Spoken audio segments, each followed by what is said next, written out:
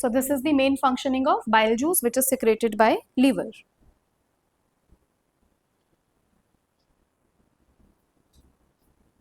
Next लिखो बेटा, pancreatic juice, pancreatic juice, pancreatic juices में आपके कौन कौन से तीन होते हैं बेटा? Pancreatic juices which are secreted by pancreas, और ये पेनक्रियाज, ये ई आते हैं शायद, इसमें चेक करना पड़ेगा एक बार। पेनक्रियाटिक जूसेस में आपके तीन जूसेस होते हैं बेटा, ये अगेन किस में काम करते हैं? स्मॉल इंटेस्ट नहीं आता, किस में काम करेगा आपका? स्मॉल इंटेस्टाइन में। स्मॉल इंटेस्टाइन का इटसेल्फ कोई भी अपना डाइजेस्टिव एंजाइम नहीं होता बेटा, एक कहाँ से रिलीज होता है? लीवर से, और एक कहाँ से उसके अंदर एक्ट करता है? पेनक्रियाज से। कौन कौन से इसके तीन जूसेस हैं? Trypsin, lipase and amylase.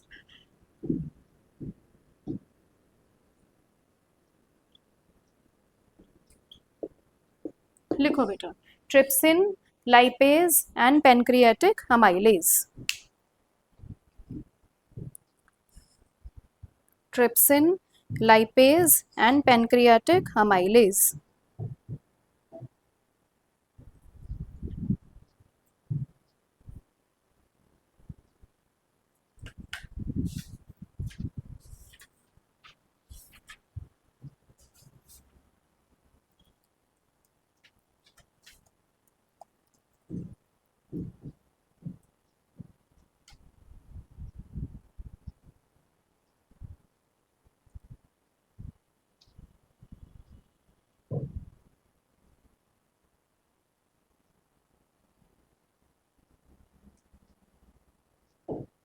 लिखो बेटा, सबसे पहले लिखो about trypsin.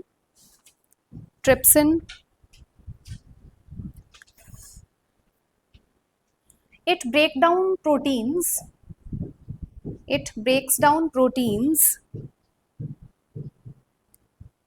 it break down proteins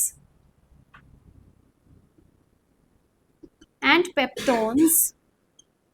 peptones कहाँ पे ब्रेक डाउन हुए थे बेटा? By pepsin in stomach. तो प्रोटीन बेटा जो अभी भी बचे होंगे, और पेप्टॉन्स उसको किस में ब्रेक डाउन कर देता है? पेप्टाइड्स में। लिख लीजिए बेटा, it break down proteins and peptones into peptides, it breaks down proteins and peptones into peptides. आपको इतना नाम याद ना रहे बेटा, तो आप सिंपल क्या लिखना? It helps in the absorption of proteins in the simple form बेटा, ठीक है। नेक्स्ट लिखना लाइपेज, अबाउट लाइपेज बेटा।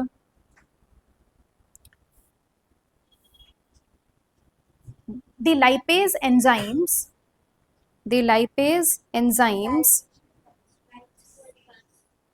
lipase होता है बेटा, ये मैंने स्पेलिंग गलत लिखा, this is lipase.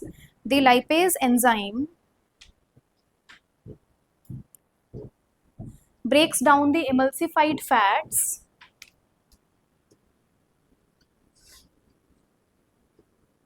breaks down the emulsified fats, breaks down the emulsified fats into fatty acids, into fatty acids और ग्लिसरॉल। ये और उसका सिंपलर वर्जन है बेटा, and then it is absorbed. The lipase breaks down emulsified fats। emulsification किसने किया था? Bile juice ने। तो अभी भी बेटा वो एब्जॉर्प्शन, उसमें से जितना वो इमल्सिफाई हो पाए और जो हमारी बॉडी ने एब्जॉर्ब किया वो किया, जो अभी भी बच गया उस पर फिर से कौन काम करता है? लाइपेज। और वो अभी भी अगर आपके कुछ लार्ज पार्टिकल्स बच गए हैं फैट के, तो उसको किसमें ब्रेक डाउन कर देता है? Into some smaller fatty acids और ग्लिसरॉल बेटा, और फिर वो आपकी बॉडी डाइजेस्ट कर लेती है। नेक्स्ट लिखना है बेटा, ग्लिसरॉल बेटा अगेन वही होता है जैसे हमने वो नहीं बोला ग्लाइकोजन, जैसे जो वो आप स्टार्च फॉर्म करने, मतलब स्टोरेज करने का बेटा एक जो तरीका है, तो ग्लिसरॉल भी उसी फॉर्म में स्टोर होता है। मैं उसका वो बता दूंगी आपको केमिकल कॉम्पोजिशन। नेक्स्ट लिखना बेटा इसमें पेनक्रियाटिक एमाइलेज। हाँ correct. amylase breaks down, amylase breaks down complex carbohydrates, amylase breaks down complex carbohydrates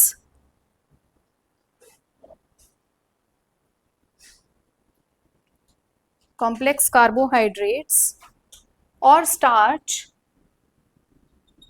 complex carbohydrates और स्टार्च इनटू माल्टोज, ये इसको बेटा माल्टोज में ब्रेक डाउन कर देता है, और मोर सिंपल शुगर्स, और मोर सिंपलर शुगर्स। ये है बेटा। तो ट्रिप्सिन फिर से किसको और फर्दर किसके डाइजेशन में हेल्प करता है? प्रोटीन्स बेटा। अच्छा, आपका दिस अमाइलेज, पेनक्रियाटिक अमाइलेज किसकी डाइजेशन में हेल्प करता है? पेनक्रियाटिक अमाइलेज बेटा, लाइपेज नहीं पूछी, pancreatic amylase, break down of carbohydrates और starch into more simpler sugars बेटा, और माल्टोज। अच्छा, फिर आपका ये दिस लाइपेज किस में हेल्प करता है? माल्टोज बेटा अगेन आपके कार्बोस का स्टार्च का ही सिंपलर फॉर्म है, तो it has some chemical composition, मुझे देख के बताना पड़ेगा। What is the functioning of lipase? Lipase क्या करता है? Emulsification of fats into fatty acids और ग्लिसरॉल बेटा। तो ये आपके 3 फंक्शन थे जो इंपॉर्टेंट है, इसको एक बार देख लीजिए बेटा। तो स्टमक में 3 कौन कौन से थे? HCl, pepsin, mucus. Small intestine में बेटा सबसे पहले बाइल जूस, उसके 2 फंक्शनिंग, फिर 3 पैनक्रियाटिक जूसेस, आपके अमाइलेज, लाइपेज एंड ट्रिप्सिन। ठीक है, 3 है बेटा, जितना याद रहे उतना कर लीजिएगा।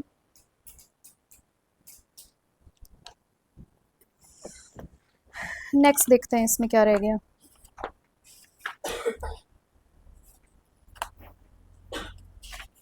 बायो अपनी साथ साथ करते चलिए, and it is my one more request कि आपको बायो का line by line chapter read करना है बेटा, इट इज इंपॉर्टेंट।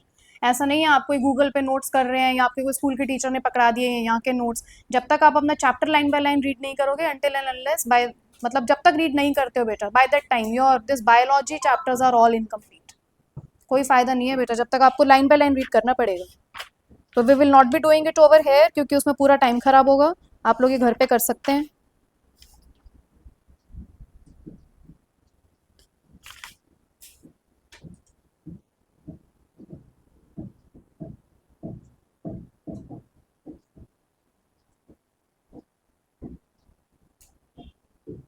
नेक्स्ट लिखना बेटा, इसमें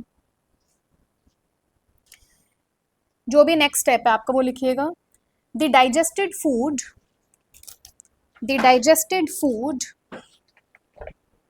द डाइजेस्टेड फूड, अब ये बेटा जो भी सारा फाइनल डाइजेशन हुआ है आपकी बॉडी में, the digested food is finally taken up by the walls, या absorbed by the walls, taken up by the walls of small intestine. तो जितना भी बेटा ये आपकी बॉडी डाइजेस्ट कर पाई उसको सिंपल सिंपल सिंपल सिंपल में ब्रेक डाउन कर करके अब वो स्मॉल इंटेस्टाइन की वॉल्स के थ्रू फिर से आपके ब्लड के अंदर, जो भी जैसे भी ब्लड के अंदर वो फ्लो होके बेटा पूरी बॉडी में फिर से फ्लो होना स्टार्ट हो जाएगा, और बाकी का फिर उसको पढ़ते हैं, फिर वो आएगा लार्ज इंटेस्टाइन में। नेक्स्ट लिखना बेटा, एक इसमें बड़ा इंपॉर्टेंट नोट है, मतलब इसी के आगे है further. The walls of small intestine, the walls of small intestine has numerous finger like projections, इनको क्या कहते हैं? विली बेटा। Has numerous finger like projections called villi और विलाई, जो भी आपके बायो के टीचर बोल रहे हो बेटा आप उसको प्रोनाउंस कर लेना accordingly. VILLI has numerous finger like projections, has numerous finger like projections called villi,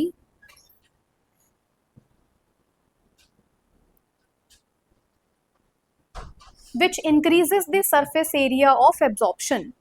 Willie की होने की वजह से बेटा जो आपके एब्जॉर्प्शन का सरफेस एरिया है वो इंक्रीज हो जाता है, मतलब आपका खाना जो भी आपके सिंपलर शुगर्स में ब्रेक डाउन हुआ है वो और अच्छे से डाइजेस्ट हो पाते हैं।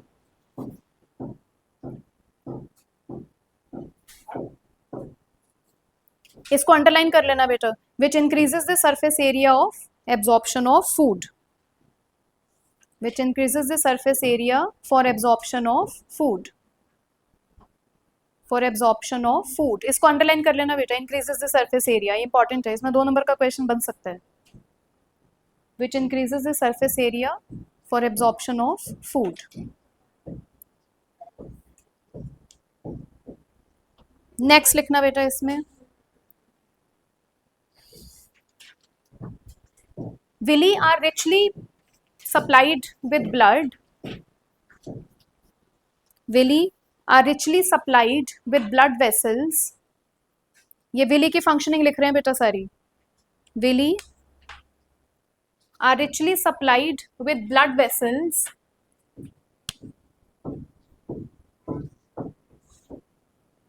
are richly supplied with blood vessels.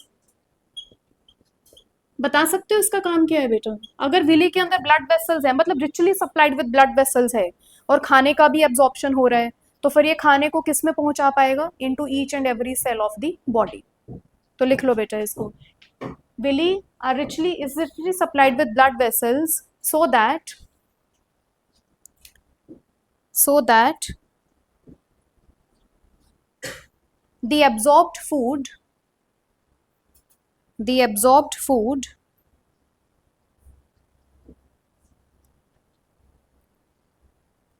can be taken up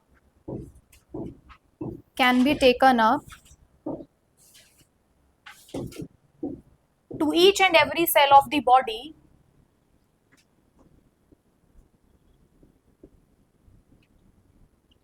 so that the absorbed food can be taken up to each and every cell of the body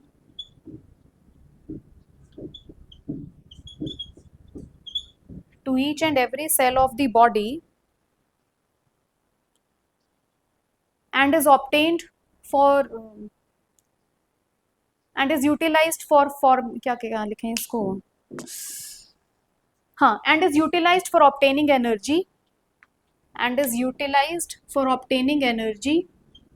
खाने से हमें क्या मिलती है बेटा?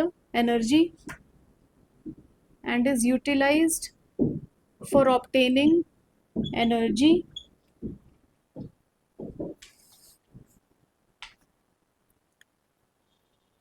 and building up of the tissues and building and repairing of tissues. ऐसे लिख लो बेटा. and building and repairing of tissues. ये काम है बेटा सारा. ये था आप लोगों का डाइजेशन. एक बार इसको रीड कर लो. पेरिस्टाल्टिक मूवमेंट इसमें इंपॉर्टेंट है. ईसोफेगस, पूरा आपका ये जो सारा फंक्शन जो डाइजेशन का चलता है, इस पूरे इसके जो भी आपके जितने भी ऑर्गन्स इन्वॉल्व हैं, इनको सबको क्या कहते हैं? Alimentary canal. एलिमेंट्री कैनाल का लॉन्गेस्ट पोर्शन कौन सा है? Small intestine. Small intestine is the longest portion. But ये हमारी बॉडी में कैसे कंजेस्टेड होके भगवान ने दिया हुआ है बेटा? कॉइल्ड अप स्ट्रक्चर है, बहुत इसके कॉइल्स बने हुए हैं, तो कॉइल अप हो गई, छोटी सी स्पेस में it is there.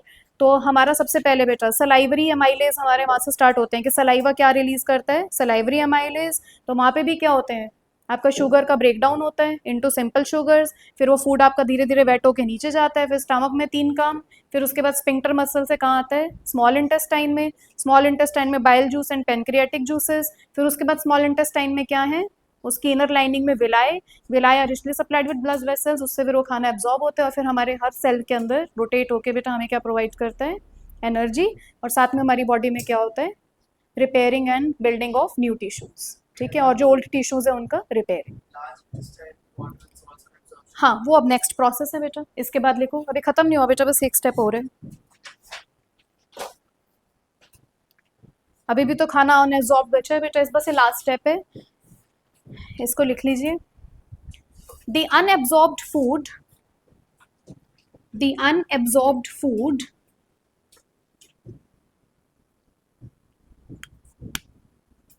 the unabsorbed food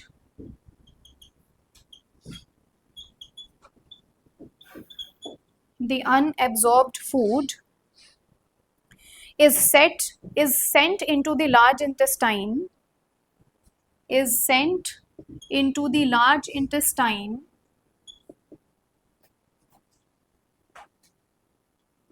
is sent into the large intestine where its wall absorb where its wall absorb where its wall absorb water from this material ये excess water लिख सकते हो बेटा, जितना भी water हमारी body को required है, अभी भी जो इसमें वाटर बच गया है वो ये लार्ज इंटेस्टाइन एब्जॉर्ब कर लेती है, इसकी wall absorbs water from this material and the rest is removed. सारा वाटर एब्जॉर्ब होने के बाद बेटा जो बचा कुचा है, it is removed from the body via anus, and the rest is removed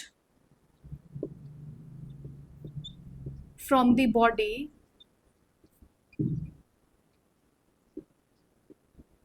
via anus या थ्रू एनस, कुछ भी लिख सकते हैं बेटा।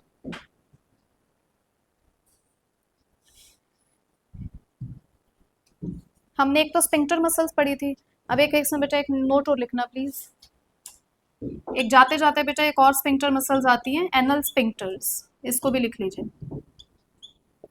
इन सब से बेटा कभी ना कभी 2-3 सालों में क्वेश्चंस बने हैं। एनल स्पिंक्टर, तो एनल स्पिंक्टर मसल्स का क्या काम है?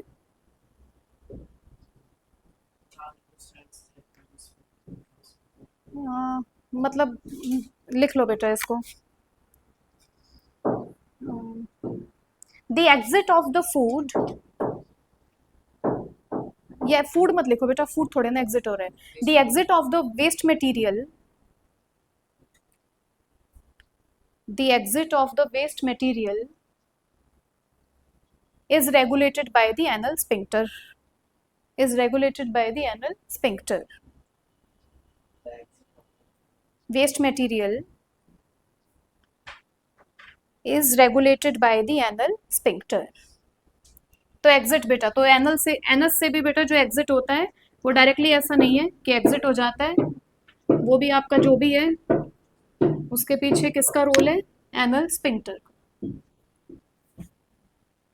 तो ये थे बेटा आप लोगों के इसका टॉपिक डाइजेशन का।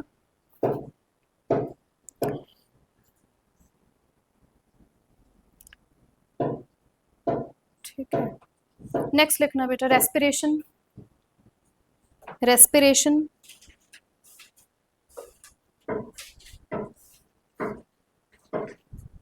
रेस्पिरेशन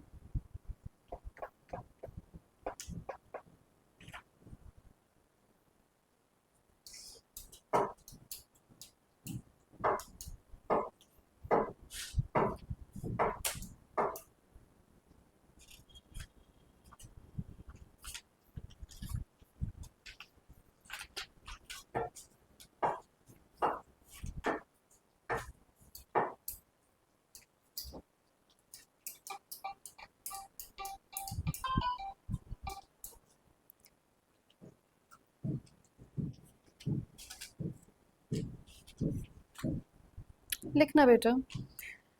इसका पहले वो लिखते हैं जहाँ से हमने डाइजेशन छोड़ा है ना, कि हमारी बॉडी में एनर्जी फॉर्मेशन में हेल्प करता है, जब उसके थ्रू विलाई के थ्रू सारे बॉडी के ईच सेल में ये सर्कुलेट हो जाता है, उसके बाद लिखना the energy formation, the energy formation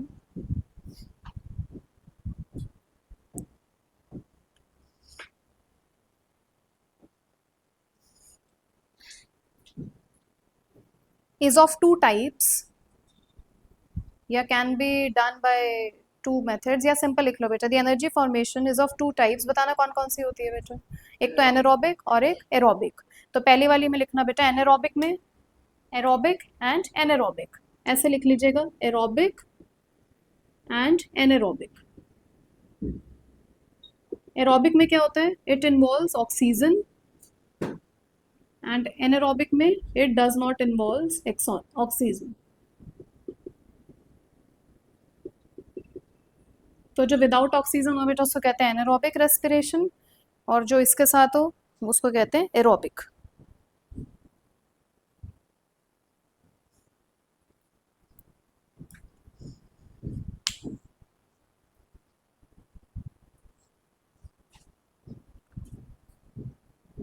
but सब में एक स्टेप कॉमन है बेटा, इसमें सब में एक स्टेप कॉमन लिखना please.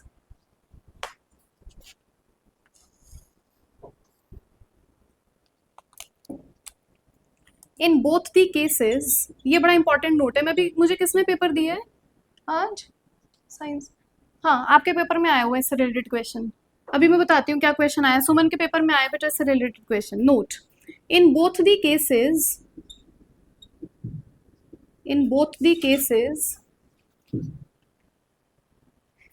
the first step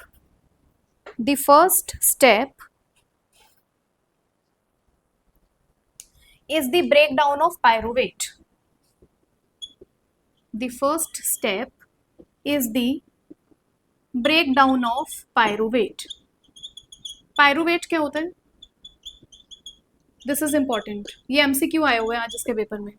Is the breakdown of pyruvate. What is pyruvate? Correct. लिख लो बेटा.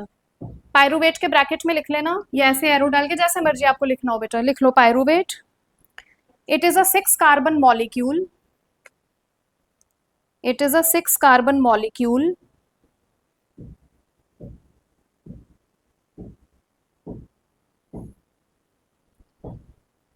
6 carbon molecule which is broken down into 3 carbon molecule.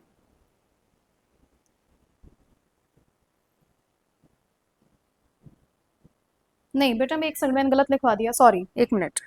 Breakdown of, sorry एक second, sorry. Breakdown of pyruvate नहीं बेटा, breakdown of glucose into pyruvate. Breakdown of glucose into pyruvate. Breakdown of glucose into pyruvate. Glucose के नीचे लिख लेना बेटा, glucose का क्या फॉर्मूला होता था?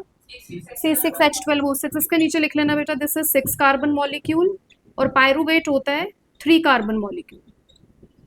It is a 3 carbon molecule. क्या चीज बेटा? ग्लूकोज के तो नीचे लिख. एक बार बताओ, जब हमारी बॉडी में एनर्जी फॉर्म हुआ है, किसी भी ऑर्गेनिज्म में जब ये एनर्जी फॉर्म हुआ तो ये फॉर्मेशन होती कैसे? अगर जो भी, चाहे एनारोबिक हो चाहे एरोबिक हो, फर्स्ट स्टेप क्या होता है? जो ग्लूकोज होता है वो किस में ब्रेक डाउन होता है? पायरुवेट में. ग्लूकोज कितने कार्बन मॉलिक्यूल की चेन है? 6 कार्बन की. पायरुवेट कितने कार्बन की होती है? 3 कार्बन. तो ग्लूकोज के नीचे ब्रैकेट में लिखना it is a 6 carbon molecule. Pyruvate के नीचे लिखना 3 carbon molecule.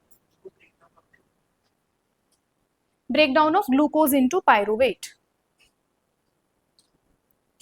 Breakdown of glucose into pyruvate.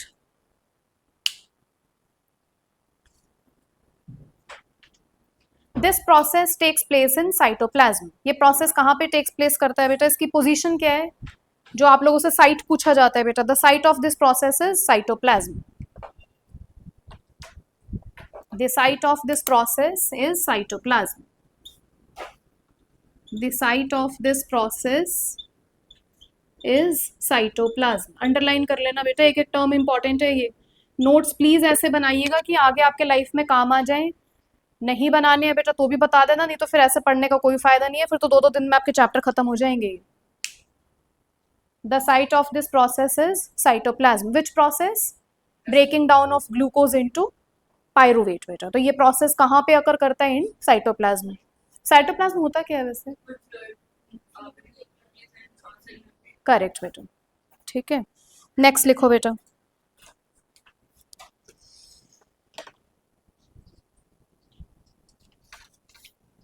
एक ना ये चार्ट बना रहे हैं ना बेटा, उसके बाद हमें कोई इतनी इंग्लिश लिखने की जरूरत नहीं है. और जिसके पाथवेज के क्वेश्चन आते हैं बहुत सारे एग्जाम में, हर साल आते हैं 3 नंबर का.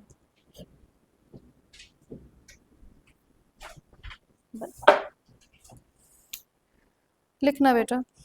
Breakdown of glucose by different pathways. Breakdown of glucose by different pathways. Breakdown of glucose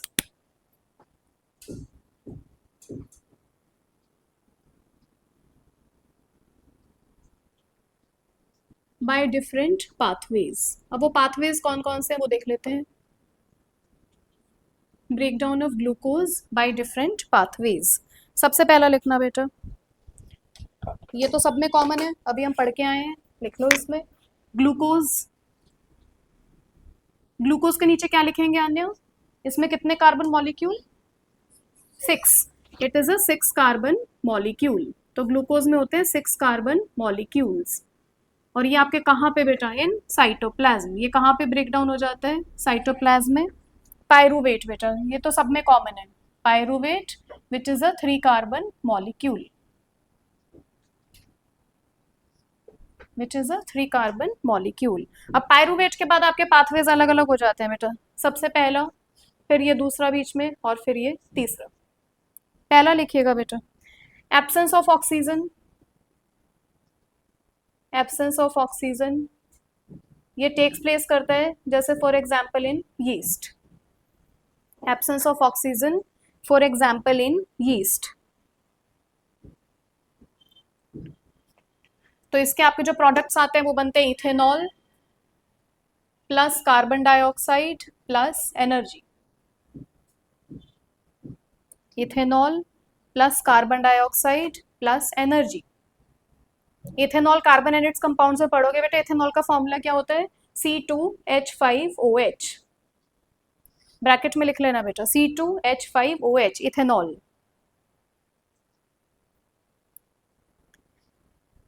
C2H5OH। अब एक बात ध्यान से देख रहे हो, स्टार्ट कहां से हुआ था, 6 कार्बन मॉलिक्यूल से।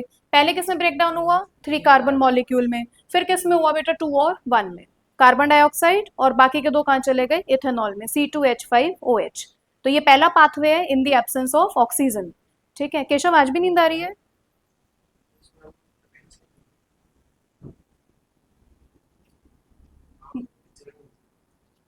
क्यों?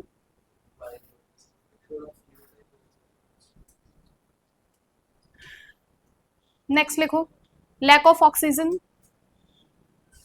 सेकंड होता है बेटा lack of oxygen. Lack of oxygen कहाँ होता है, जैसे इन आर मसल सेल्स।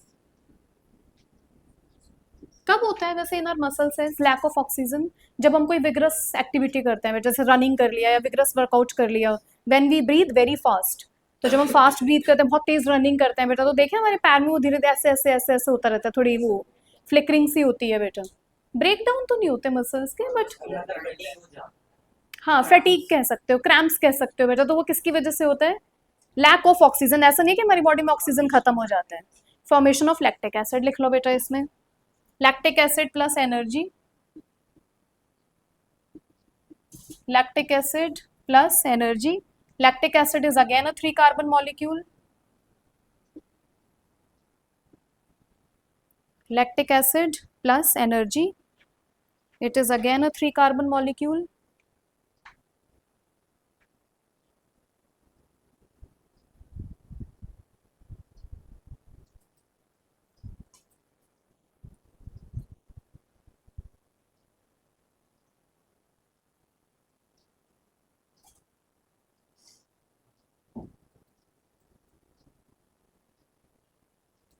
नेक्स्ट लिखना बेटा इसमें, जो लास्ट वन आता है, in the presence of oxygen,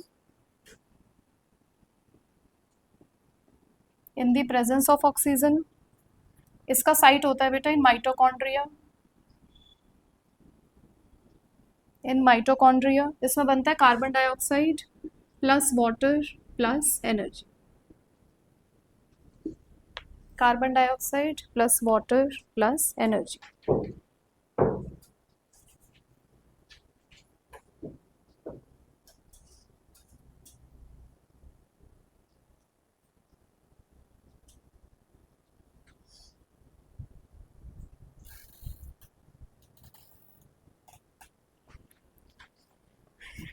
ठीक है,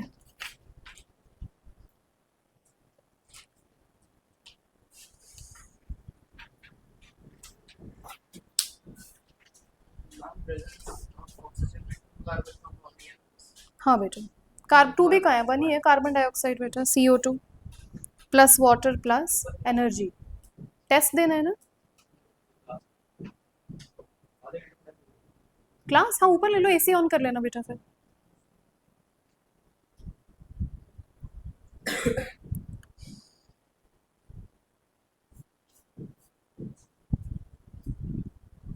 नेक्स्ट लिखना बेटा इसमें,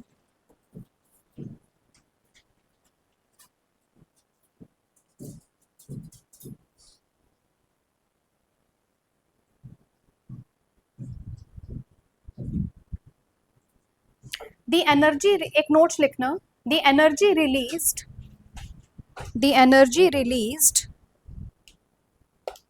the energy released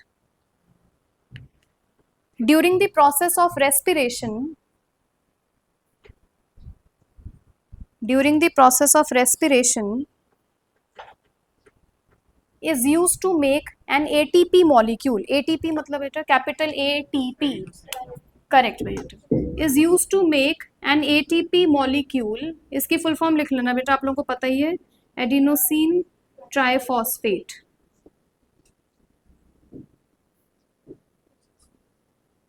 is used to make an ATP molecule from ADP.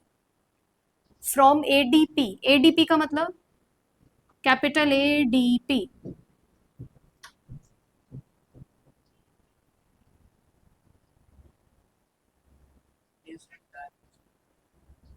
लिख लो, मतलब हाँ डाइफॉस्फेट ही है बेटा, लिख लो. हाँ सही तो, क्या एडिनोसिन डाइफॉस्फेट ना, हाँ वही है बेटा, लिख लो इसके ब्रैकेट में adenosine diphosphate. to make an ATP molecule from ADP and inorganic phosphate.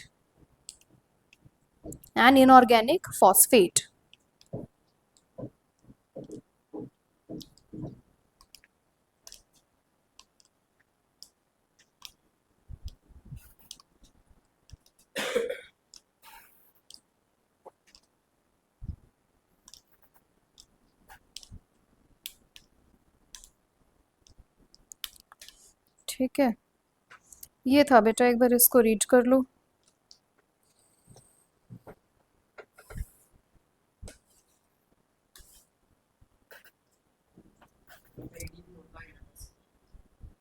Sales में प्रेजेंट होता होगा बेटा, चेक कर सकते हैं. जैसे इसका तो फंक्शनिंग दिया हुआ है बेटा, लिखना ये एटीपी, ये जो फॉर्म हुआ बेटा, ये क्या करता है, सबसे पहला क्वेश्चन तो ये आता है. इसमें लिखना बेटा the function of ATP. What is the function of ATP? ये एडिनोसिन ट्राइफॉस्फेट जो फॉर्म हुआ, ये क्या करता है, इसको देखते हैं, फिर एडीपी को देखते हैं. ATP breaks down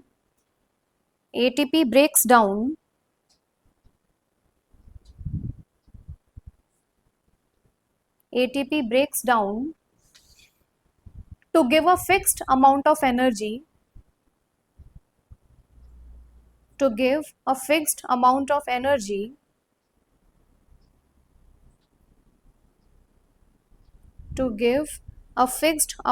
energy which drives the endothermic processes in the cell. Endothermic processes को मतलब टेक्स प्लेस करने में हेल्प करता है बेटा ATP, which drives the endothermic processes in the cell.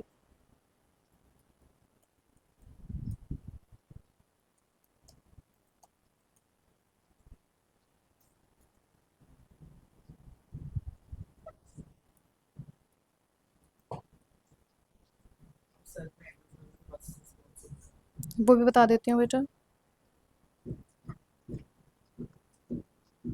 Adenosine diphosphate तो बेटा ये वही कह रहे हैं कि एसेंशियल ऑर्गेनिक कंपाउंड होता है which is acting as a crucial energy carrier in living sales.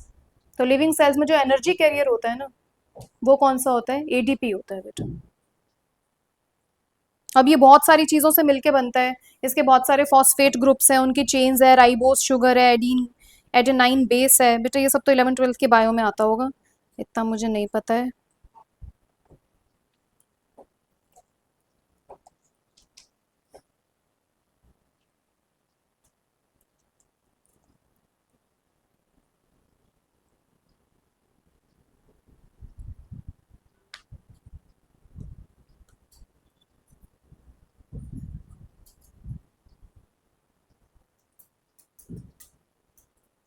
ये जो मेहुल पूछ रहा है बेटा, मेहुल का क्वेश्चन ये आया था कि ये जो हमने लिखा है ना एटीपी, ये क्या करता है कि वो जो हमें फिक्स फॉर्म ऑफ एनर्जी देते हैं जिसकी वजह से एंडोथर्मिक रिएक्शंस होती हैं. एंडोथर्मिक रिएक्शन कौन सी होती है, ये जो हमने सबसे पहले लिखा है ना जिसमें ग्लूकोज किसमें ब्रेक डाउन होता है, पायरुवेट में, यही होती है बेटा सिर्फ एक एंडोथर्मिक रिएक्शन. लिखना है तो इसको लिख लो, एक नोट्स लिख लो बेटा, दिस इज इंपॉर्टेंट. अगेन एक नोट्स लिख लीजिएगा please.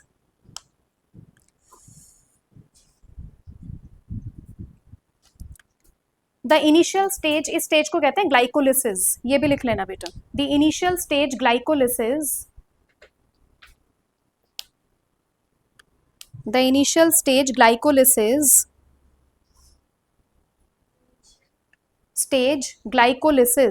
GL glyco, GLYCOLYSIS. The initial stage glycolysis where ATP is consumed,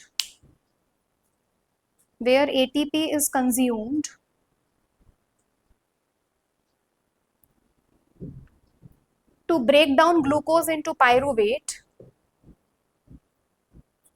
where ATP is consumed to break down glucose into pyruvate,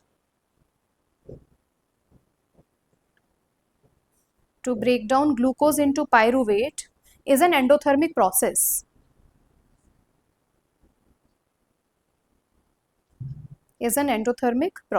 ये है बेटा.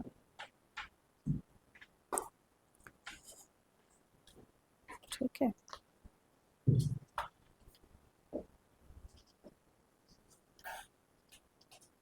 नेक्स्ट लिखिएगा बेटा इसमें.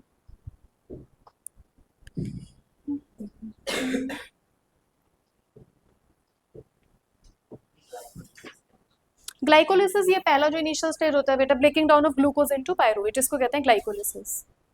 ठीक है. एंडोथर्मिक मतलब इसमें हीट क्या हो रही है बेटा, एब्जॉर्ब हो रही है, एनर्जी एब्जॉर्ब हो रही है. एनर्जी एब्जॉर्ब कैसे हो रही है? In the form of ATP.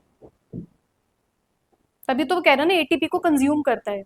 ATP क्या है? जो एडिनोसिन ट्राइफॉस्फेट जो मेहुल पूछा है, जो किससे बनता है? एडीपी से बनता है और इनऑर्गेनिक फॉस्फेट से बनता है, जो हमारी बॉडी में होते हैं बेटा, या किसी भी ऑर्गेनिज्म की बॉडी में होते हैं.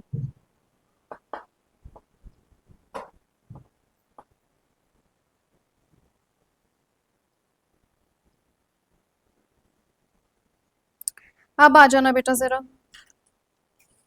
क्या लिखे हैं इसको. रेस्पिरेशन इन प्लांट्स, जरा डिस्कस कर लेते हैं इसको भी. Respiration in plants.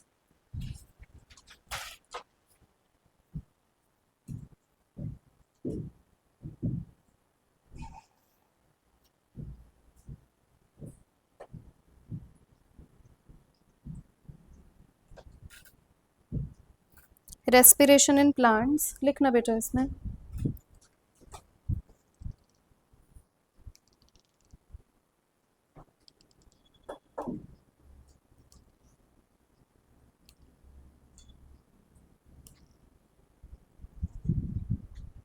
Plants exchange gases through stomata. या तो प्लांट्स किसके थ्रू गैसेस एक्सचेंज करते हैं बेटा? Through stomata.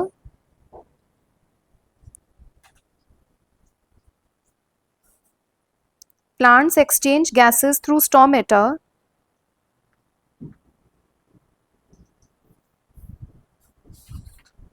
and the large intercellular spaces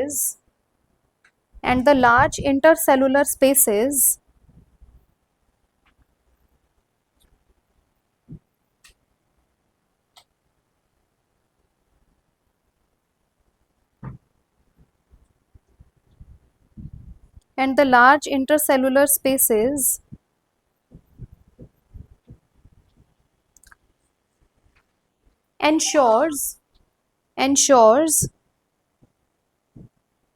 that all cells are in contact with air.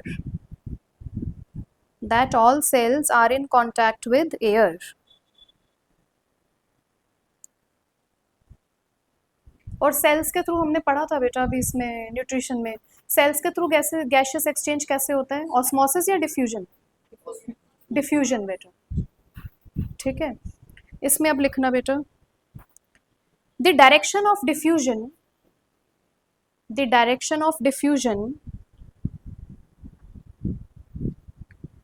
depends upon the environmental factors. The direction of diffusion depends upon the environmental factors and the requirement of plant, कि plant को कितनी requirement है बेटा, और environmental factors क्या है.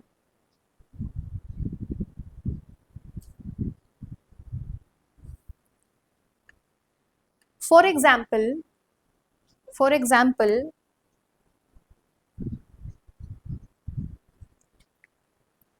at night when there is no photosynthesis,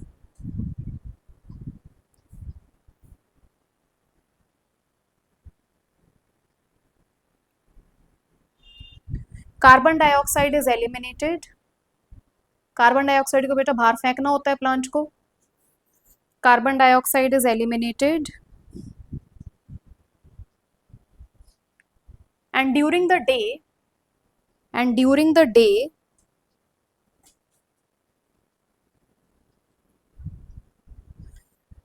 oxygen is released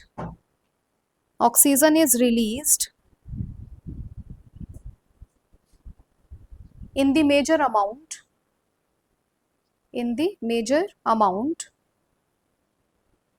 क्या लिख रहे हैं बेटा, ये एक बात ये भी बताना, लिखे तो जा रहे हैं, लिख क्या रहे हैं ये, हम पढ़ रहे हैं कि गैशियस एक्सचेंज तो हो गया स्टोमेटल पोर्स के थ्रू, फिर ये जो सेल्स के थ्रू डिफ्यूजन हो रहा है ये कैसे डिपेंड करता है कि प्लांट को कब किस टाइम पे क्या चाहिए। रात के टाइम प्लांट ज़्यादा से ज़्यादा क्या बाहर फेंकता है, कार्बन डाइऑक्साइड, क्योंकि उसको कार्बन डाइऑक्साइड यूज़ ही नहीं करना होता, उनमें उल्टा होता है बेटा, बट मेजॉरिटी ऑफ प्लांट्स में इसने यही लिखा है, मतलब यहाँ पे वो एक्सेप्शन नहीं दे रहा।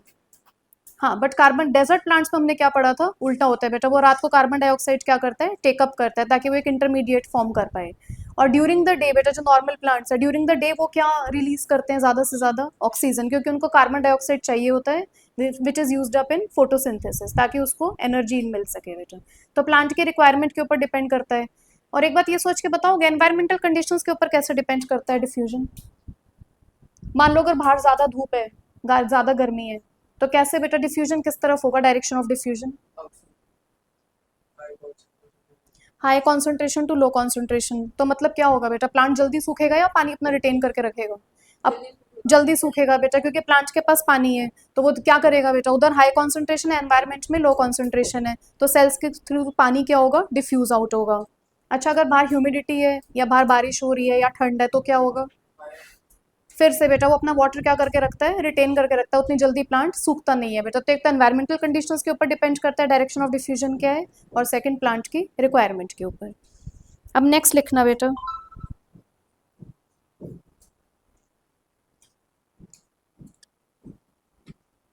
एक इसमें डिफरेंस है आप लोगों के सिलेबस में, इसमें टेरेस्ट्रियल एनिमल्स, टेरेस्ट्रियल ऑर्गेनिजम्स और एक्वेटिक ऑर्गेनिजम्स में, तो इसका लिख लो बेटा एक बार। हम तो ऑक्सीजन ब्रीथ कर लेते हैं, मान लो हम भी तो टेरेस्ट्रियल एनिमल्स ही हैं बेटा, हम तो ऑक्सीजन ब्रीथ कर लेते हैं जो एयर के अंदर है, और ये एक्वेटिक एनिमल्स या प्लांट्स कैसे सर्वाइव करते हैं, ये क्या ब्रीद इन ब्रीद आउट करते हैं, dissolved oxygen which is dissolved in water, लिख लो बेटा इसको भी एक नोट बना लो। Terrestrial animals breathe the oxygen present in air. Terrestrial animals breathe the oxygen in the atmosphere.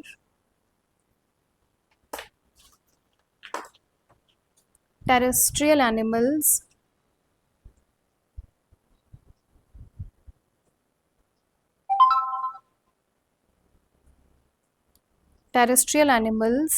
breathe the oxygen in the atmosphere, but aquatic animals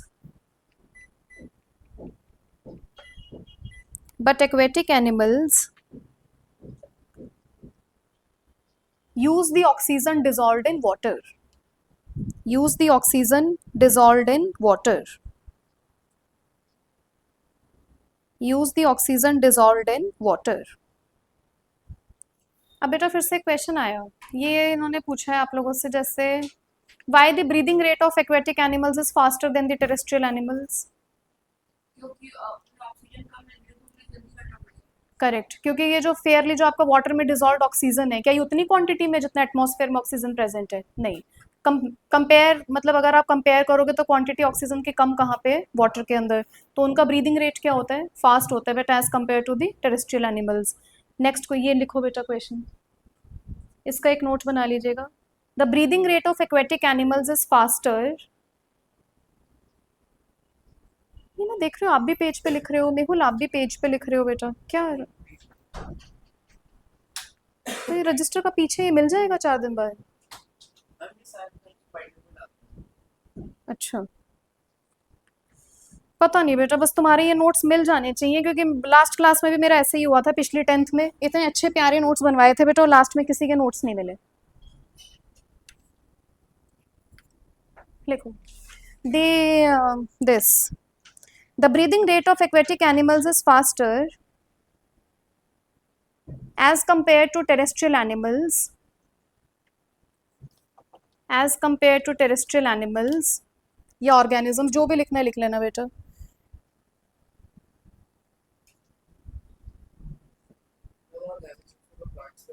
हाँ सारे ही आते हैं बेटा इसमें. organisms लिखा हुआ है आपकी बुक में. as the amount of dissolved oxygen in water is fairly low, as the amount of oxygen dissolved in water is fairly low,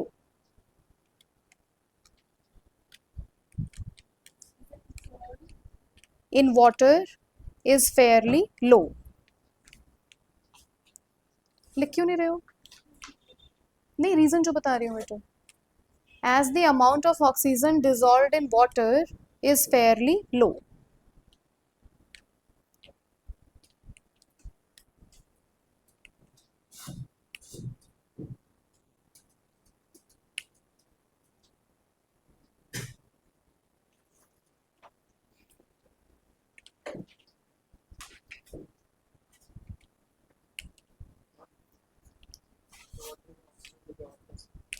मिला होता है क्योंकि वाटर किससे मिलके बना होता है बेटा? हाइड्रोजन प्लस ऑक्सीजन से.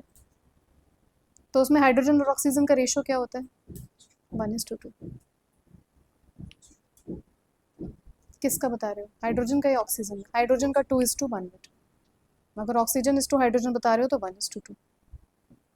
ठीक है. अब नेक्स्ट लिखना बेटा, respiration in human beings. Respiration in human beings.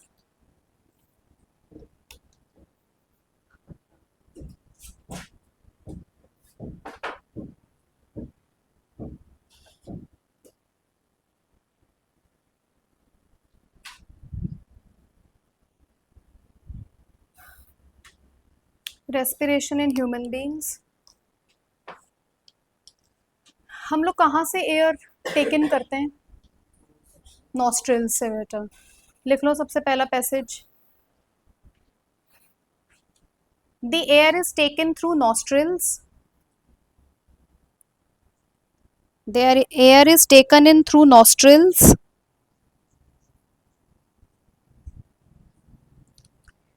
तो नॉस्ट्रिल्स में फिल्ट्रेशन कैसे होती है? नेजल हेयर्स बेटा. The air is taken in through nostrils which is filtered out by nasal hairs, which is filtered out by nasal hairs,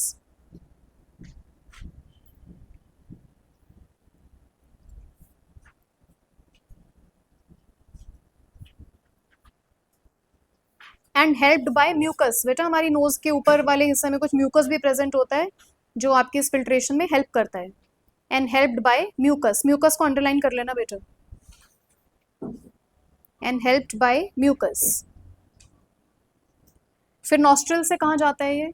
throat के अंदर बेटा. Next लिख लो.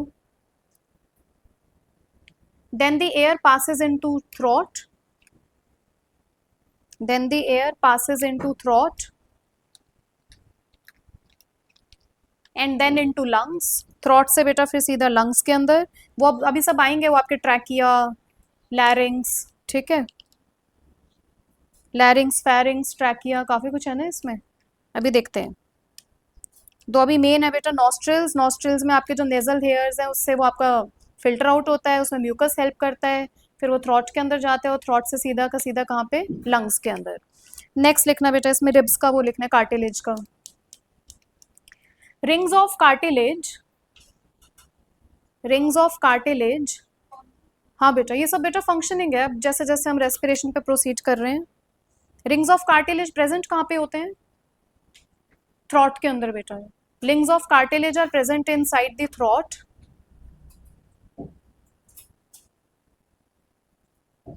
Rings of cartilage are present in the throat, which ensures that air passage does not collapse. कि बेटा अगर कभी oxygen का कमी भी है तो वो एयर पैसेज एकदम से कोलैप्स ना हो जाए, तो रिंग्स ऑफ कार्टिलेज उसका ध्यान रखते हैं. Which ensures that the air passage does not collapse. Which ensures that the air passage does not collapse. लिखो, लिख क्यों नहीं रहे हो? इंपॉर्टेंट है बेटा ये सब. कहाँ लिखा?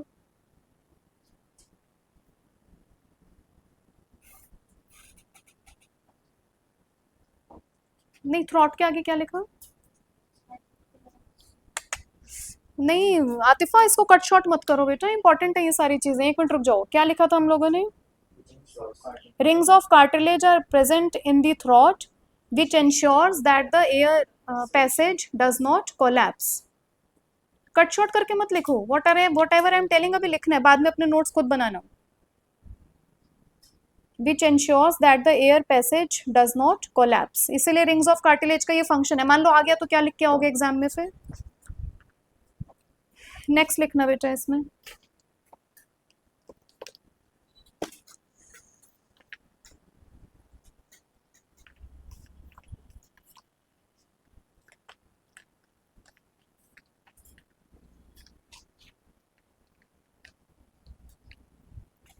The human respiratory system, the human respiratory system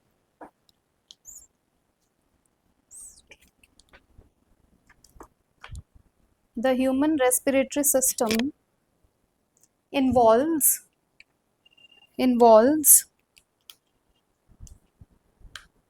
बेटा एक ये फ्लो चार्ट बना लेना, ये हर साल पूछते हैं आपसे कि पहले क्या आता है इसमें, बाद में क्या आता है, 4 ऑप्शन दे देते हैं और ये जनरली पता नहीं क्यों बच्चे गलत करके आते हैं। क्या आपके पेपर में आया था?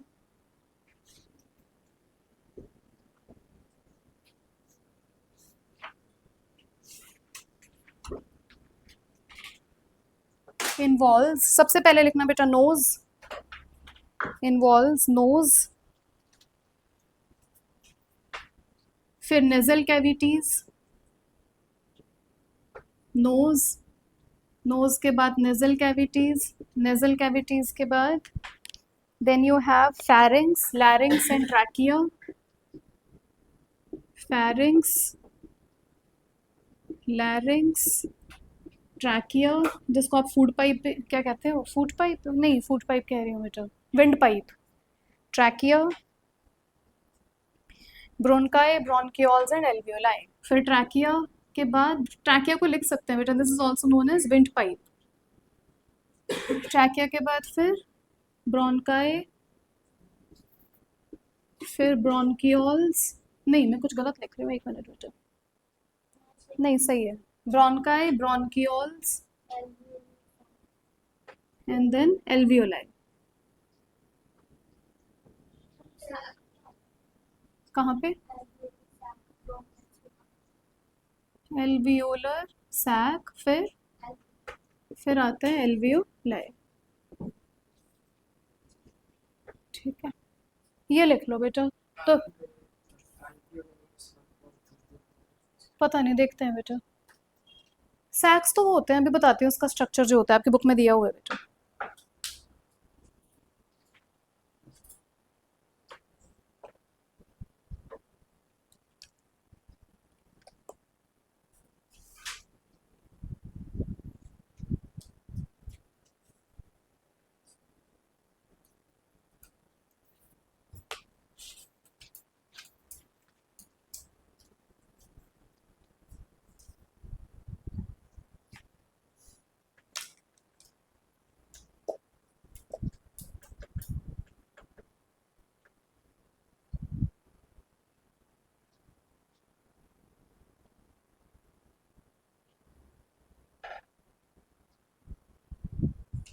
इसमें लिखना बेटा, inside lungs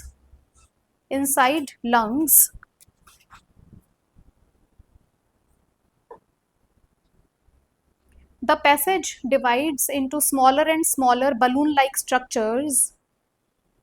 Inside lungs the passage divides into smaller and smaller tubes, पहले लिख लेना बेटा, into smaller and smaller tubes which ends up into balloon like structure, which ends up into balloon like structures called alveoli,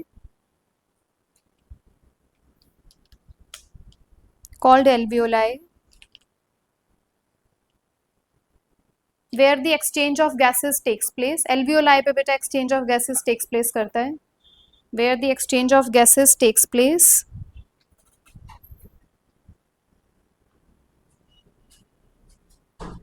where the exchange of gases takes place.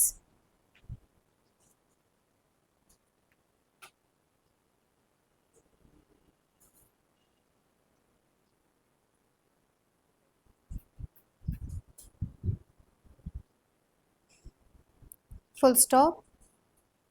इसमें एक note लिखना बेटा. The walls of alveoli, हाँ बेटा, have extensive network of blood vessels. Same बेटा जैसे small intestine में था, विलाई के अंदर, सेम इसके अंदर होता है. Have extensive network of blood vessels. Have extensive network of blood vessels. Have extensive network of blood vessels.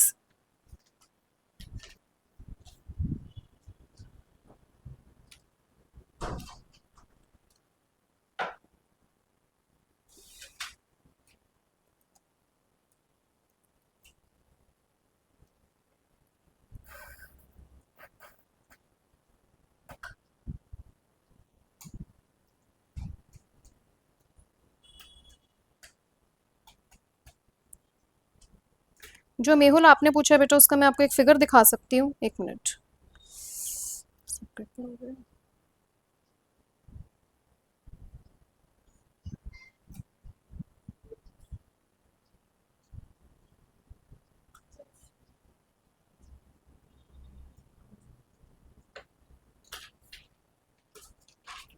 देखो एक बार इसको, तो इतनी सारी चीजें जुड़ी हुई हैं इसके साथ.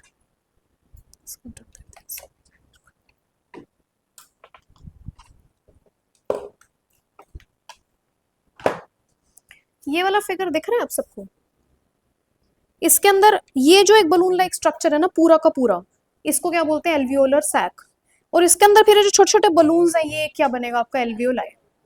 एक को बोलते हैं एल्वियोलस, होता है जो एक एल्वियोलाई होता है, मतलब सिंगुलर होता है तो एल्वियोलाई, सॉरी सिंगुलर होता है तो एल्वियोलस होता है, प्लूरल होता है तो एल्वियोलाई होता है बेटा. तो एक जो पूरा एक जो स्ट्रक्चर बना जिसके अंदर एल्वियोलाई होते हैं उसको क्या बोलते हैं? पूरा एल्वियोलर सैक. ये वाला जो पूरा एक, ये जो बेटा जैसे तुम अपनी बुक में देखो ना, ये देखो ये जो बलून लाइक स्ट्रक्चर, अरे यार उधर खिसकना, ये देखो ये जो दिख रहे हैं ना बुक में, देखो ये जैसे आपकी बुक में जो शेप दी हुई है, ये जो पूरा एक बना, ये क्या बना? पूरा एल्वियोलर सैक. अब इस एल्वियोलर सैक के अंदर जो छोटे छोटे बलून लाइक स्ट्रक्चर्स हैं, जैसे ये एक बलून हो गया, ये एक बलून हो गया, इनको क्या बोलते हैं? एल्वियोलाई. बेटा एल्वियोलाई तो पूरा एक झुंड होता है एल्वियोलस का. जैसे एल्वियोलस मतलब एक ये जो सर्कल है छोटा सा, इसकी जो बड़े सर्कल के अंदर जो एक छोटा सर्कल है वो एक एल्वियोलस, और जो बहुत सारे एल्वियोलस मिल जाते हैं तो क्या बनता है? एल्वियोलाई. एल्वियोलर पेन दो. देखो ध्यान से, ये वाला जो पूरा स्ट्रक्चर बना बेटा, ये वाला पूरा, ये क्या बना? एक एल्वियोलर सैक. ये वाला, ये पूरा एक बड़ा स्ट्रक्चर क्या बना? Alveolar sac. उसके अंदर एक अगर मैं ये छोटा सर्कल कंसीडर करूं तो ये क्या बनेगा? एल्वियोलस. और जब इन पूरे के पूरे झुंड को कंसीडर करोगे तो क्या बनेगा? एल्वियोलाई. बेटा एल्वियोलर सैक के अंदर ही तो एल्वियोलाई है. क्लासरूम के अंदर ही तो बेंचेस डले होंगे, चेयर्स डली होंगी. तो पूरा एक क्लासरूम एल्वियोलर सैक है, उसके अंदर जो छोटी छोटी चेयर्स है वो क्या है? वो एल्वियोलाई है. और अगर उसमें खाली एक चेयर की बात करोगे तो वो एल्वियोलस है. ठीक है, तो फिर मम्मा को इन्फॉर्म करना है. निकल जाओ बेटा, फिर थोड़ा पानी पी लो अगर नहीं अच्छा लग रहा है तो. केशव पर एक बात बताओ बेटा, ऐसे कैसे काम चलेगा? है डेली कुछ ना कुछ तबीयत में रहता है, तबीयत ठीक होती है तो नींद आती रहती है. I mean this is my general observation, I am not saying anything for today, but this is my general observation. मान लो रोज ही मैं आपको ऐसी लगूं बीमार बीमार सी, कभी महीने में एक दो बार आप लोग भी मुझे टॉलरेट करोगे, चल आज बीमार है, मैं रोज ही ऐसी आऊँ थकी थकी, तो व्हाट यू विल, जरा टीचर ही बीमार सी रहती है तो, मतलब that's what I feel about you. तो थोड़ा सा अपनी तबीयत का ध्यान दो बेटा. ठीक है, जैसे भी आपको जो खाने में आपको सूट करता है, ईट दैट. ज़्यादा सर्दी गर्म होता है तो थोड़ा ध्यान रखो, एसी से एकदम बाहर नहीं निकलो, या जो भी आपको बेटा, आप टॉक टू योर पेरेंट्स. निकल जाओ फिर, अभी तो निकलो. और एक बार कॉल भी करवा देना सर से, because your mother was concern that day also. एक बार बोल दो सर को, कॉल कर देंगे. समझ आया मेहुल? कोई डाउट तो नहीं है? ठीक है, नेक्स्ट लिखना बेटा। अब ये ना एक फ्लो चार्ट में बना लेते हैं, इतनी सारी अंग्रेजी लिखने का कोई फायदा नहीं है बेटा। ये पता नहीं, ये तीन तुम याद कर लेना, आप कैसे याद करोगे। इसमें से कोई एडम्स एप्पल भी तो होता है, वो बताना पड़ेगा शायद। एडम्स एप्पल किसको बोलते हैं? हाँ, तो वॉइस बॉक्स कौन सा होता है? फेरिंग्स और लैरिंग्स में तो शायद लैरिंग्स होता है बेटा। लैरिंग्स के ऊपर लिख लेना फिर, this is also known as voice box या फिर एडम्स एप्पल। लैरिंग्स है ना। तो फेरिंग्स का क्या काम होता है? ठीक, कॉमन पैसेज है फॉर फूड एंड एयर।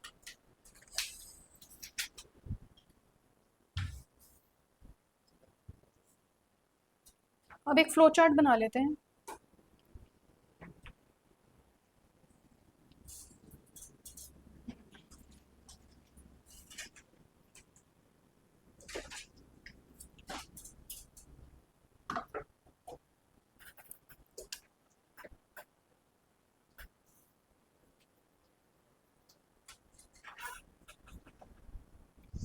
अब बेटा सबसे पहले लिखना, जब हम इनहेल करते हैं तो क्या होता है। जब हमने इनहेल किया बेटा, यानी कि हमने ब्रीद इन किया, तो उसके बाद क्या हुआ?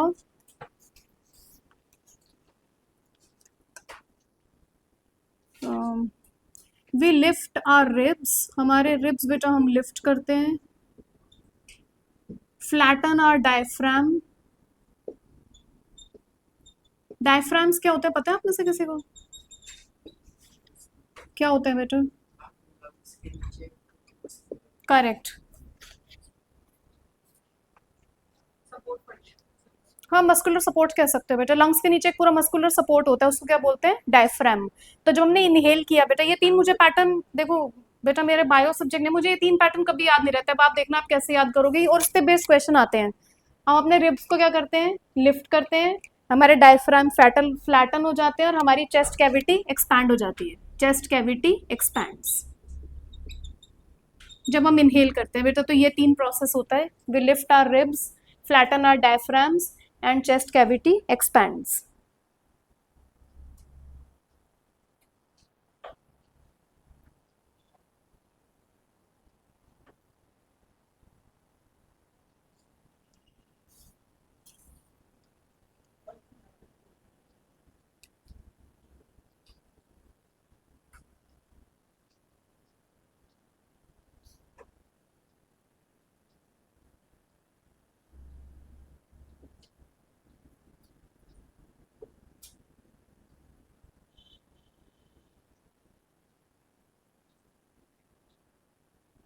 अब इसमें नेक्स्ट लिखना बेटा, ये आप लोगों को भी पता है, जब हम ब्रीद इन करते हैं तो क्या होता है।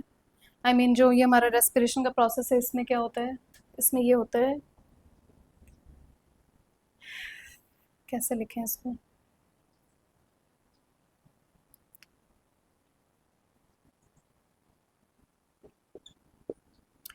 CO2 from the whole body। इसको लिखना बेटा, रेस्पिरेशन को दो तीन लाइन में निपटा देते हैं। CO2 from the whole body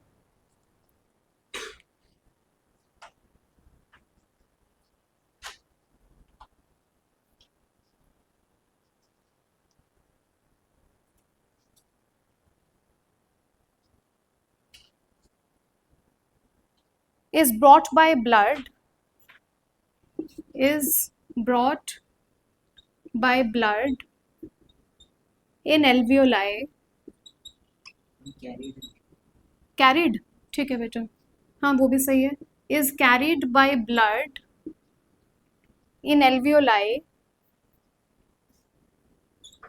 for exchange with oxygen,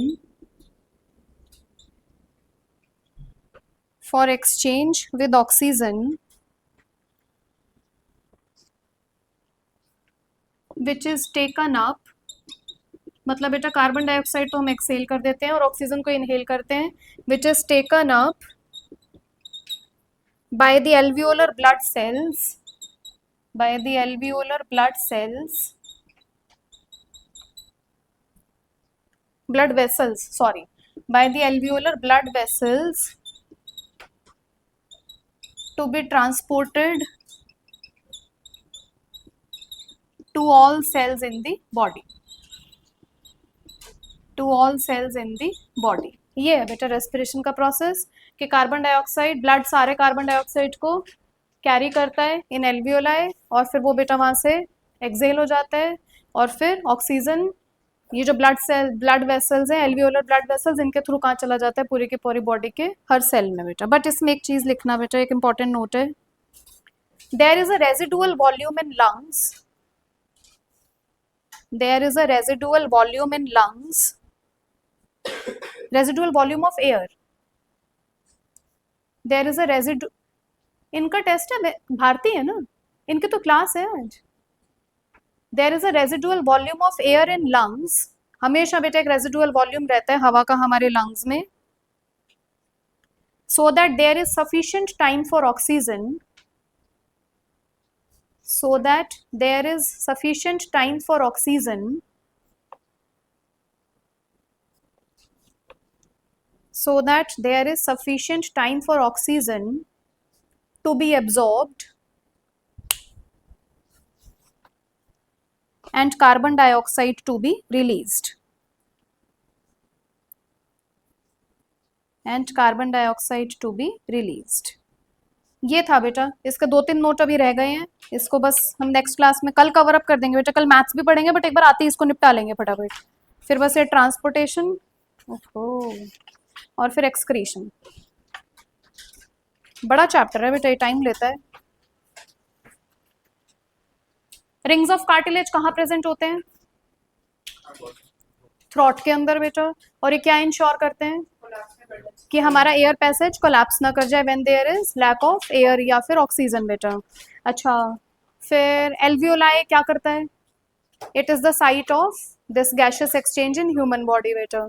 अभी तो हम वो भी पढ़ेंगे, हम हमारा हार्ट कितना है 4 चैम्बर्ड, वो उसमें आएगा, चलो ट्रांसपोर्टेशन में ये सब हो जाएगा। ठीक है, बस मुझे अब आप लोगों को वो बताना है बेटा, haemoglobin is the carrier of oxygen, इसलिए हीमोग्लोबिन बॉडी में जो भी क्वांटिटी होती है एज डिस्क्राइब बाय WHO वो होना मैंडेटरी है।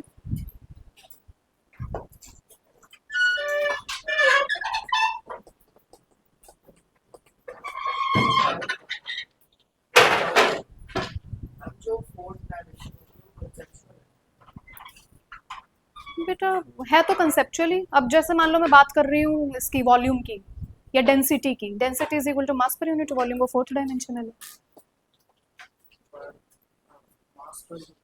Volume density, density 4th dimension में जाती है बेटा।